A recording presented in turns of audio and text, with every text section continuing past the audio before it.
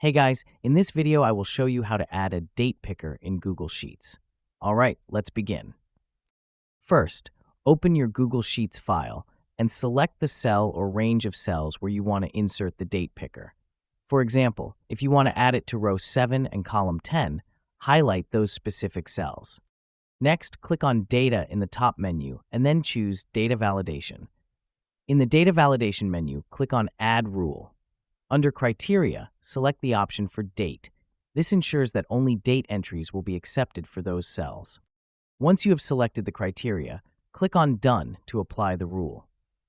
Now go back to your sheet and double-click on any of the cells where you applied the rule. You will see a calendar icon pop up, allowing you to pick a date directly from the calendar.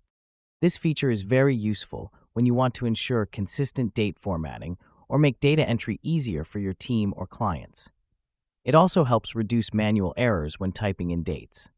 So that's basically how you can add a date picker in Google Sheets. And that's it for this video. If you find this helpful, consider subscribing and giving this a big thumbs up. Thanks.